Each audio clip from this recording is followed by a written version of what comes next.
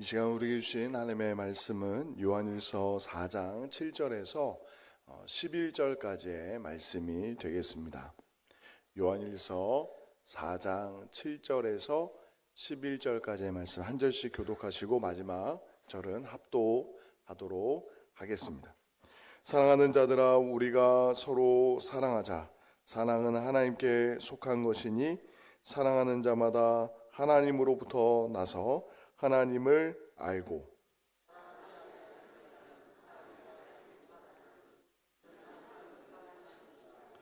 하나님의 사랑이 우리에게 이렇게 나타난 바 되었으니 하나님이 자기의 독생자를 세상에 보내심은 그로 말미암아 우리를 살리려 하심이라.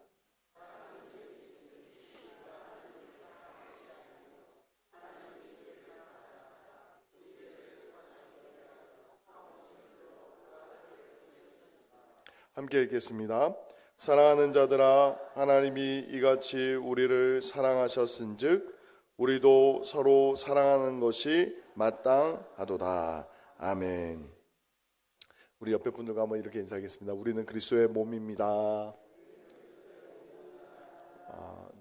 주일 오후 찬양 예배는 우리 총회 이 공과 작년부 공과에 하나님 성품 여행이라는 이 시리즈가 있습니다. 그 시리즈의 연속성에서 하나하나 우리가 함께 살펴보고 있습니다. 오늘은 하나님의 성품 중에 우리에게 너무나 잘 알려져 있는 사랑에 대해서 함께 나눠보고자 합니다. 오늘 우리가 읽은 말씀도 그렇고 이 사랑이라는 주제도 우리가 신앙생활을 하면서 얼마나 많이 수없이 많이 들어왔는지 모릅니다. 그런데 곰곰이 생각해 보면 이 사랑에 대해서 우리가 갖고 있는 많은 오해들도 있고 또 잘 사랑에 대해서 머리로는 이해를 하고 있지만 우리의 삶에서 충분히 그 사랑을 실천하지 못하는 부분들이 얼마나 많이 있는지 모릅니다. 그 부분을 다시 한번 말씀 속에서 우리 각자를, 우리의 공동체를, 우리의 가정과 교회를 한번 잘 살펴보고 다시 한번 말씀의 인도하심을 따라 그 말씀에 순종함으로 사랑이 풍성한 한 사람 한 사람 또 사랑하는 송정교회가 되기를 예수님의 이름으로 축원드립니다. 우리가 사랑이라고 이야기할 때에 얼마나 이 사랑이라는 단어를 많이 씁니까? 가족을 사랑한다, 나라를 사랑한다, 교회를 사랑한다, 심지어는 음식을 사랑한다 또는 우리의 어떤 취미생활도 사랑한다라는 표현들을 많이 씁니다. 근데 곰곰이 생각해 보면 그 사랑한다라는 마음의 그 말의 표현의 중심에는 우리의 감정의 우선순위를 둘 때가 참 많이 있습니다. 때로는 기분을 따라서, 때로는 어떤 선택과 어떤 조건과 상황 속에서 선택적으로 사랑하는 경향이 있습니다. 누군가 우리에게 따뜻하게 잘해주면 사랑하고, 우리의 기대에, 우리의 만족에 부응하면 사랑하고, 우리를 실망시키거나 불편하게 하면 조금 멀리 거리를 두는 것이 우리의 일반적인 모습입니다. 그런데 오늘 본문에서 그 사랑을 이야기할 때 7절 말씀에 분명하게 이렇게 말씀합니다. 사랑하는 자들아, 우리가 서로 사랑하자. 사랑은 하나님께 속한 것이니 사랑하는 자마다 하나님으로부터 나서 하나님을 알고. 우리가 하나님의 말씀을 통해서 사랑을 이야기할 때에 대전제가 있는데 그것은 하나님은 사랑이십니다 라는 거죠. 우리가 생각하는, 우리가 흔히 예수님을 믿지 않는 사람들도 흔히 이야기할 수 있는 그 사랑의 범주 안에서 우리가 그 사랑을 실천하겠다라고 이야기하는 것이 아니라 하나님은 사랑이신데 하나님이 우리에게 말씀하시는 그 사랑을 우리가 알기 원하고 또 실천하기 원합니다 라는 마음으로 오늘의 말씀을 함께 나누고 또 그 믿음으로 순종하기를 원합니다. 그렇다면 하나님이 말씀하시는 사랑이 무엇인지 좀 더 구체적으로 살펴볼 텐데 7절 말씀 제가 한 번 더 읽어보겠습니다. 사랑하는 자들아, 우리가 서로 사랑하자. 사랑은 하나님께 속한 것이니 사랑하는 자마다 하나님으로부터 나서 하나님을 알고. 우리는 보통 사랑이라고 이야기하면 앞서 제가 서론에서 말씀을 드렸던 것처럼 성품적으로 태어나면서부터 그 성격과 기질이 따뜻하고 배려심이 깊고 착한 사람들이 있습니다. 그런 사람들은 사랑하기가 쉬운 것처럼 보여요. 또 때로는 좀 무뚝뚝하고 좀 거칠고 이런 분들은 사랑을 하고는 굉장히 거리가 멀게 느껴집니다. 나는 원래 무뚝뚝한 사람이다. 나는 표현이 서툴다. 나는 누군가에게 상처를 많이 받아서 누군가에게 내 마음을 열기가 너무 어렵다 등등의 우리 각자의 선천적인 기질이나 우리의 처한 환경에 따라서 사랑을 제한하는 경우가 있습니다. 그런데 7절에 예수 그리스도를 믿는 하나님의 사람, 예수의 말씀처럼 물과 성령으로 거듭난 사람, 성령으로 다시 태어나 새로운 새 피조물이 된 그 사람에게는 예외가 있을 수 없습니다. 우리가 사랑할 수 있는 것은 우리가 하나님께 속하여 있기 때문에, 하나님으로부터 나서 하나님을 알고 그 하나님의 사랑을 우리가 실천할 수 있기 때문에 사랑하라 말씀하고 있습니다. 그런데 우리가 사랑을 머리로는 잘 안다라고 이야기했습니다. 예수님이 우리를 사랑하신 것처럼 하나님이 세상을 이처럼 사랑하사 독생자를 주셨으니 이는 그를 믿는 자마다 멸망하지 않고 영생을 얻게 하려 하심이라.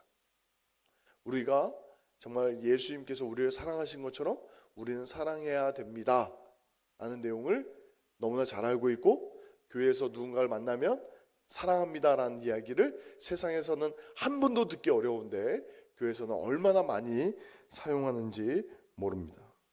교리로 알고 있고 신조로 알고 있고 예배 가운데 얼마나 많이 형식적으로라도 우리가 고백하고 있는지 모릅니다. 그런데 정말 그 사랑을 내가 알고 있는가? 내가 그 사랑을 정말 충분히 누리고 실천하고 있는가? 라는 질문은 우리 각자가 정말 정직하게 해볼 필요가 있습니다.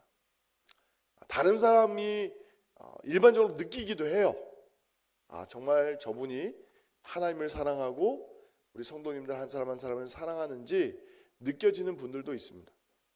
그런데 느껴지지 않는 분도 있고 때로는 거짓으로 포장하는 경우도 있을 수 있다라는 거룩한 두려움을 우리가 가질 필요가 있습니다. 사람들은 몰라도 하나님은 우리가 정말 사랑을 알고 실천하고 있는지 사랑이신 하나님은 딱 보면 아세요. 우리 스스로가 속일 수도 있어요. 성경의 곳곳에 보면 자기는 하나님을 엄청 사랑하는 줄 알아요. 근데 하나님은 아니신 경우가 있고, 또 그 한 사람 한 사람은 공동체를 특별히 사랑하고 특별히 헌신한다고 생각하는데 그것이 사랑이 아니라 집착이거나 또는 아집인 경우도 성경 곳곳에서 또 우리 삶 속에서 종종 볼 때가 있습니다. 그렇기 때문에 사랑은 굉장히 쉬운 것 같으면서도 사랑은 참 어려운 것입니다. 그 점에서 우리는 겸손해져야 됩니다. 우리는 사랑을 계속 배워가야 하고 알아가야 하고 또한 그 사랑에서 자라가야 될 줄 믿습니다. 이 사랑이라는 것이 단순히 내가 어떨 때는 사랑으로 충만했다가 어떨 때는 사랑이 한없이 메말랐다가, 물론 우리의 고저가 있겠지만 오늘 오전에도 말씀을 드렸던 것처럼 우리의 존재 자체가 변화되었기 때문에 우리가 하나님을 사랑할 수 있는, 이웃을 사랑할 수 있는 존재적 변화가 있었다면 그 삶의 방향도 한결같이 사랑하는 방향으로 갈 수 있도록 깨어 있어야 될 줄 믿습니다. 제가 왜 사랑은 배워야 될 감정이고 또 사랑은 점점 잘하고 성숙해야 되는가에 대해서 말씀을 드렸냐면, 이 사랑의 절정이 하나님께서 우리에게 말씀하시고 우리가 깨닫고 알아가기를 원하는 사랑의 기준이 우리 수준이 아니기 때문에 그렇습니다. 하나님 수준이에요. 그 하나님의 사랑의 수준은 무엇입니까? 9절과 10절 말씀은 우리가 한 목소리로 같이 한번 읽어보겠습니다. 9절과 10절입니다. 시작. 하나님의 사랑이 우리에게 이렇게 나타난 바 되었으니 하나님이 자기의 독생자를 세상에 보내심은 그로 말미암아 우리를 살리려 하심이라. 사랑은 여기 있으니 우리가 하나님을 사랑한 것이 아니요 하나님이 우리를 사랑하사 우리 죄를 속하기 위하여 화목제물로 그 아들을 보내셨음이라. 아멘. 9절 상반절에 사랑이, 하나님의 사랑이 나타났다라고 선포하고 있습니다. 나타났다. 하나님은 그냥 말로만 어떤 개념적으로 사랑한다라고 말씀하신 것이 아니라 역사적으로, 객관적으로, 실제적으로 우리의 삶의 피부에 와닿도록 그 사랑을 나타내셨습니다. 사랑을 실천하셨습니다. 우리가 너무 잘 아는 복음의 핵심이죠. 하나님의 아들이, 죄가 없으신 하나님의 아들 예수 그리스도가 우리의 죄를 속하기 위하여, 우리의 죄를 사하시기 위하여 이 세상에 오셨는데 참 하나님이 참 사람이 되셨고, 또한 우리의 모든 죄와 허물을 대신해서 그 죄가 없으신 그분이 십자가에서 죽기까지 우리를 사랑하셨습니다. 예수님이 이 땅에 오셨을 때에 그 빛이 세상에 왔음에, 빛이 세상에 오므로, 어두운 세상에 빛이 오므로 그 어두운 세상의 빛을 거부했습니다. 예수님을 맞이하지 않았어요. 여러분들 오해하지 마십시오. 예수님이 공생애 가운데 계실 때에 수많은 무리들이 예수님을 따르고 예수님을 환호한 것처럼 보이지만 그들의 실상은 결국 십자가를 지신 예수님 곁에 아무도 남지 않았습니다. 다 떠났습니다. 다 버렸습니다. 그 대표적인 예가 베드로가 아니겠습니까? 공생애 3년 동안 예수님의 특별한 사랑을 받았고 예수님 곁에서 예수님의 말씀을 배웠고 들었고 예수님께서 행하신 모든 표적과 기사들을 다 보았음에도 불구하고 닭 울기 전에 3번이나 예수님을 부인하고 떠났습니다. 그러나 그 배신과 그 모든 무지와 심지어는 예수님을 향한 그 모멸과 멸시와 공격에도 불구하고 예수님은 끝까지 우리를 사랑하신 줄 믿습니다. 근데 하나님 아버지께서 아들 예수 그리스도를 이 땅에 왜 보내셨습니까? 그로 말미암아 우리를 살리려 하심이라. 여러분들 절대 세상 사람들의 기준으로 우리의 믿음과 우리의 삶을 이해하시면 안 됩니다. 예수님은 믿어도 되고 믿지 않아도 되는 그런 종교가 아닙니다. 왜냐하면 예수님을 믿지 않으면 죽습니다. 죽어요. 모든 사람이 죽는다. 어떤 육체적인 죽음, 이 세상에 어떤 육체적 장막을 벗는 그날에 대해서 이야기하는 것이 아니라 그 죽음은 영원한 죽음이에요. 영원한 죽음. 우리에게 좀 더 피부로 와닿는 표현, 지옥입니다. 지옥. 멸망하지 않게 하려 하심이라 말씀했을 때 이 멸망의 의미는 영원한 형벌을 의미하는 거예요. 돌이킬 수 없는 형벌. 예수님을 믿는 기회는 영원하지 않습니다.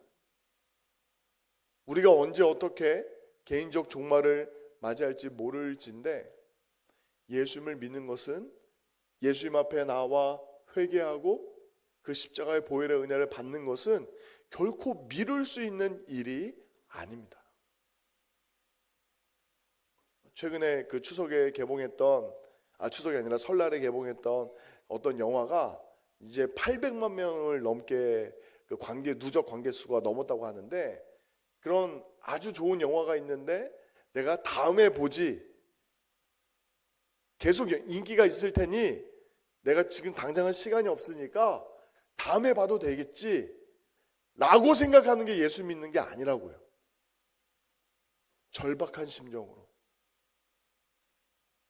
우리가 옛날에 코로나19 때에 그 팬데믹 시절에 정말 그 마스크 한 장 사려고 길게 줄을 섰던 것처럼 그 정도의 열심으로 접근할 문제가 아니라, 정말 오늘 내가 예수님을 온전히 붙들지 않으면 살 수 없는 것처럼 간절한 심정으로 우리가 찾아야 되고 만나야 되고 또 그 안에 거해야 될 줄 믿습니다. 근데 참 가슴 아픈 것은 무엇이냐면 부익부 빈익빈이라는 거예요. 이 영적으로 깨어있는 분들은 예수 안에 거하려고 하고 예수님과 동행하려고 하고 예수님의 그 큰 은혜와 사랑에 감격하여 찬양하고 예배하는데, 정말 예수님을 꼭 만나야 되는 그분은 예수님에 대해서 무감각한 거예요. 우리는 기도할 수밖에 없습니다. 우리의 살고 죽는 것이 하나님의 전적인 주권 안에 있는데, 그 생명 대신 예수님에 대해서 무감각한 우리의 가족들, 우리의 부모님들, 우리의 자녀들, 우리의 일가 친척들, 우리가 기도할 수밖에 없습니다. 바라건대 하나님의 때에 사랑하는 우리의 자녀들, 우리의 부모님, 우리의 일가 친척들의 마음을 주께서 여시사 생명의 주요 우리를 온전케 하시는 우리의 삶의 진정한 풍성한 삶을 인도해 주실 예수 그리스도를 만나는 은혜가 있기를 예수님의 이름으로 축원드립니다. 10절에 무엇이라 말씀했습니까? 하나님이 우리를 사랑하사 우리를 죄에서 속하기 위하여 화목제물로 그 아들을 보내셨습니다. 우리가 영원한 생명을 얻었다, 천국에 간다라는 의미도 정말 세상 사람들이 쉽게 이해할 수 없는 부분이지만, 이거보다 사실 더 어려운 문제는 무엇이냐면, 사실 우리가 살아오고 있는 이 한민족에 대한 사람들은 사후 세계에 대한 믿음이, 영적인 세계에 대한 믿음이 그래도 절반 이상은 거의 다 갖고 있어요. 그래서 예수님 믿으면 영원한 천국에 가고 예수님을 믿지 않으면 영원한 지옥에 간다는 의미가, 예수님에 대한 믿음이 없어도 영원의 삶과 영원한 복된 삶과 영원한 형벌의 삶이 있다는 것에 대한 막연한 믿음은 다 갖고 있어요. 그런데 우리가 받은 구원의 의미가 그 영원한 삶에만, 죽음 이후의 삶에만 있는 것이 아니라, 오늘 요한일서 4장 10절에 그 사랑의 의미를 어떻게 표현하고 있습니까? 하나님이 우리와 화목하게 하셨다. 예수 그리스도의 그 화목제물로 인하여서 거룩하신 하나님과 우리 사이의 관계가 정상화됐다는 거예요. 정상화됐다. 이 표현은 이 사춘기 자녀들을 둔 부모들, 또 조금 오랜 자녀들을 양육하신 지가 좀 오래되셨다면 손자 손주들이 이제 사춘기 한창 겪을 때 보여주는 그 형태를 보시면 돼요. 문 닫고 안 나옵니다. 문 닫고 안 나와요. 밥때가 돼도 안 나오고, 학교 갈 때서야 겨우 일어나서 그냥 가방 메고 나갑니다. 대화도 쉽지 않아요. 그래도 저는 개인적으로 참 감사한 게, 이번 수련회, 중고등부 수련회를 통해서 참 이게 이 방송에 남아있기 때문에 좀 조심스러운데, 제 딸이 이제 사춘기를 이제 넘어가는 것 같은 느낌을 제가 받는 게 뭐냐면, 수련회 저녁 집회 때 들었던 말씀에 대해서 이야기를 하더라고요. 물론 그 선교사님의 예화를 주로 얘기를 했지만, 말씀의 은혜를 받은 게 어떻게 은혜를 받았는지는 아직 비밀이고, 예화가 너무 재밌었는지 그 예화를 밥 먹을 때 이야기해 주더라고요. 마음의 문을 닫고 정말 마음에 있는 고민이나 생각을 쉽게 열지 못하는 그 아이와 대화하는 것도 이 아빠로서 느끼는 기쁨과 즐거움인데, 죄와 허물로 죽었던 우리를 그 아들 독생자 예수 그리스도의 피로 값주고 살리셔서 하나님은 지금 저런 바다를 보시겠습니까? 우리와 교제하기를 원하십니다. 할렐루야. 제가 종종 사춘기 부모에 빗대어서 이야기하지만 누가 답답할까요? 방문을 닫고 들어가는 아이가 마음이 답답합니까? 아니면 그 밖에서 밥상 다 차려놓고 아이와 대화하고 싶어서 방문을 두드리는 엄마가 답답합니까? 이거는 어떤 행위적인 문제이기 이전에 더 많이 사랑하는 사람이 더 많이 답답하고 기다리게 된다는 거예요. 하나님 아버지께서, 우리 주 예수 그리스도께서, 우리 주 성령 하나님께서 우리를 많이 기다리고 계세요.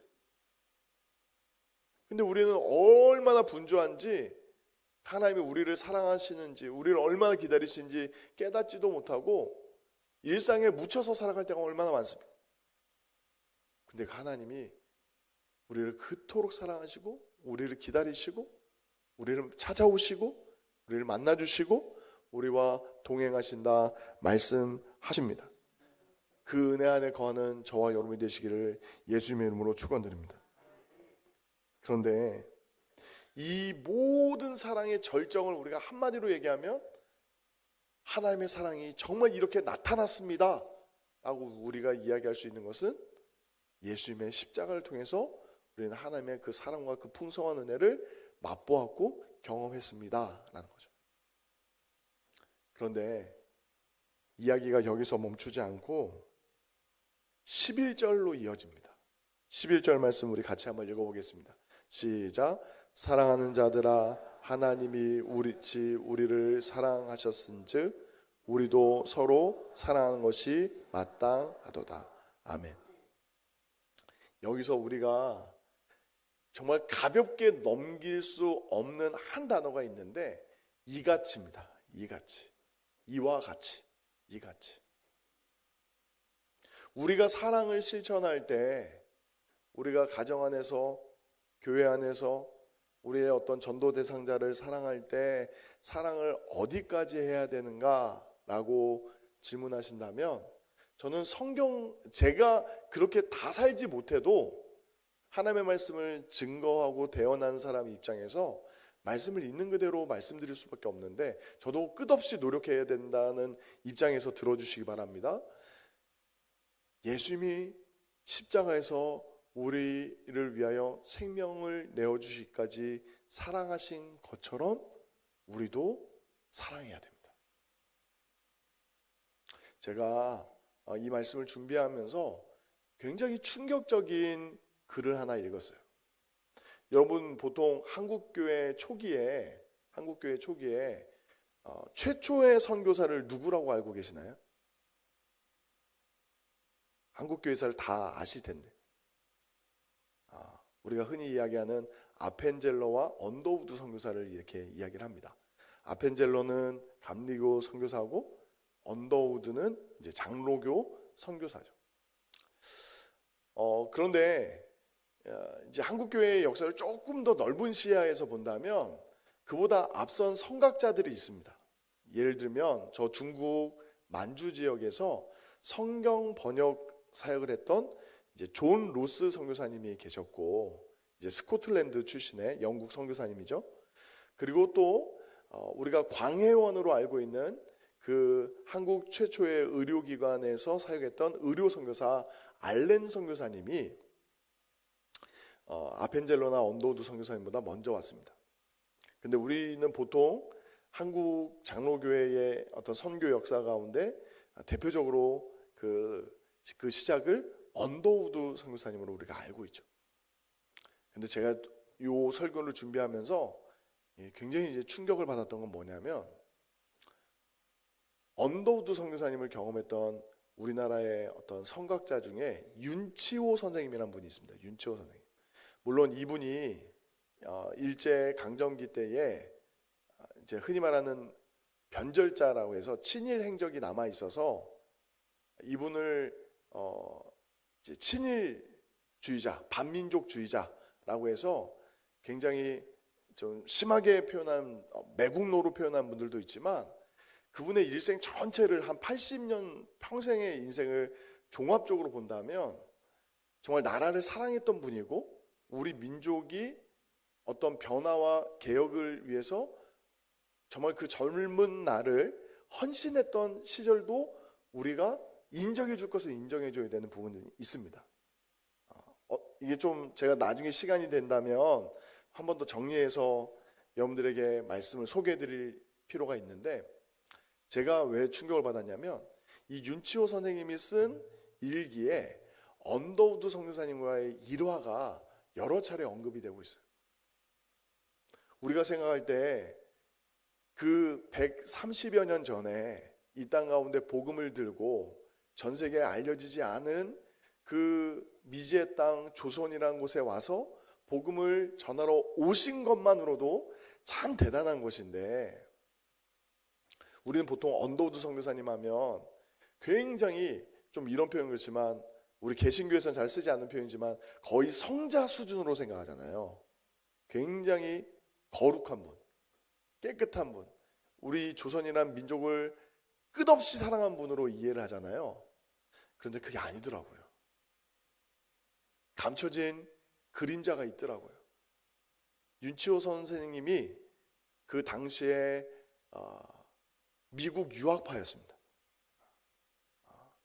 미국의 밴더필드 대학과 에모리 대학을 다 졸업하고 그 석박사 과정을 더 할 수도 있음에도 불구하고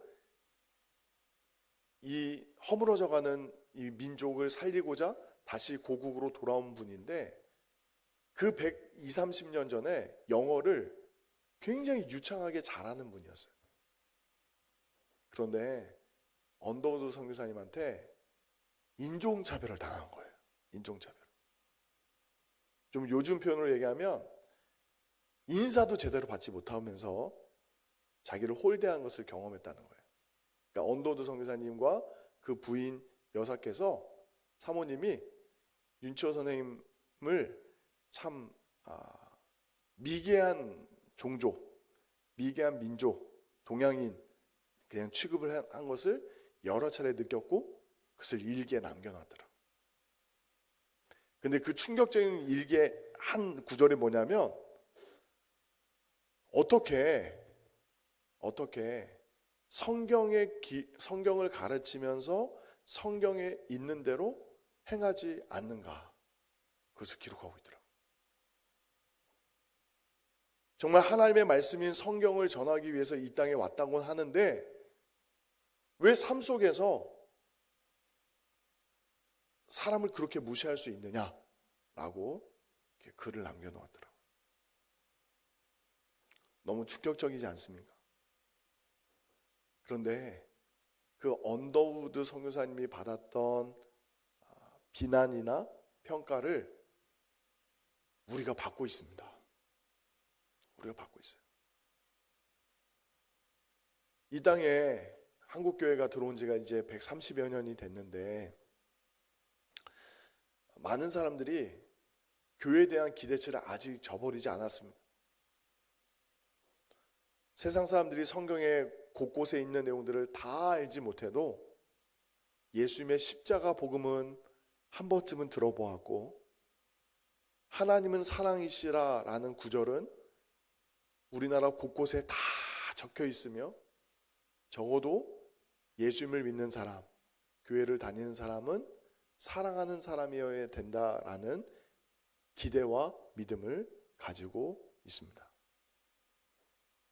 이제 우리의 차례입니다.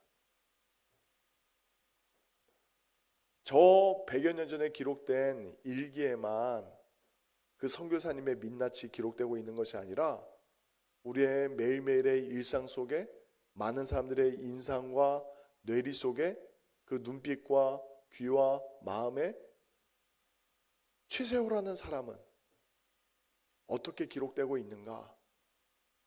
우리는 하나님 앞에 가기 전에 먼저 이 땅 가운데서 그 사랑을 실천해야 되는 예수님의 사람으로서 진지하게 고민하고 기도해야 됩니다. 이 시간에 기도하기를